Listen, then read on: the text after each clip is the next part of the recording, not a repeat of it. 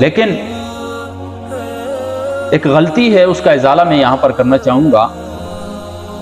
جب شعبان المعظم کا مہینہ شروع ہوتا ہے تو ہمارا social media, WhatsApp, Facebook, Twitter, تمام کے اوپر یہ ایک لائنیں لگ جاتی ہیں میسج کی۔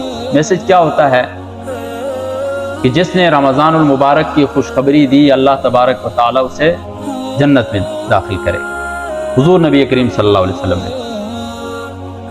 اور اسی طرح کہتے ہیں کہ حضور نبی کریم صلی اللہ علیہ وسلم نے فرمایا، جس نے رمضان کی خوشخبری دوسرے تک پہنچائی، اللہ تبارک و تعالیٰ جہنم کی آگ اس پر حرام۔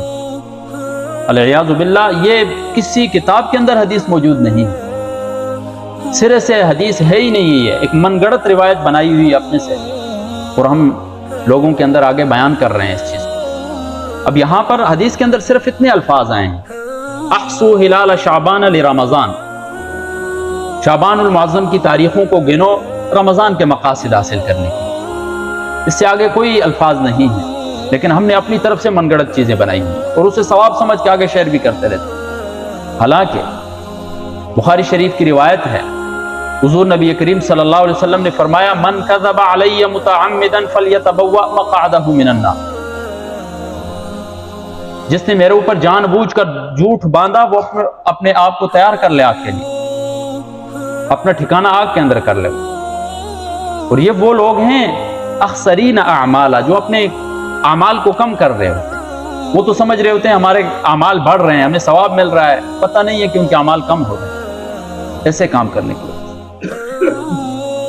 ایک گناہگار ہوگا، نماز نہیں پڑھتا ہوگا، کیا میسج سینڈ کرنے سے صرف اس کو جنت مل جائے گی؟ جنت اتنی سستی تو نہیں ہے کہ صرف میسج سینڈ کرنے سے وہ جنت مل جائے۔ یا ایک شخص ہے رمضان المبارک کے روزے نہیں رکھتا ہے، لیکن رمضان کی خوشخبری دے دے تو اللہ تبارک و تعالیٰ اسے جنت عطا کریں گے، یا جہنم سے خلاصی دیں گے اسے۔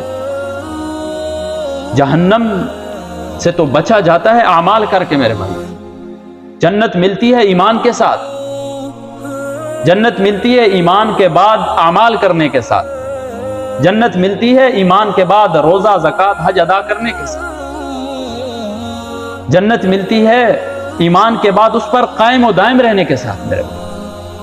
تو اس طرح کے جو خرافات ہوتے ہیں، اس طرح کی من گڑت چیزیں ہوتی ہیں، ان سے خود بھی بچیں، اور آپ کا کوئی دوست، پڑوسی ارد گرد آپ کو کوئی چیز سینڈ کرے، اسے بھی سمجھائیں اس چیز کے بارے میں، تاکہ وہ بھی گناہ سے بچ سکے۔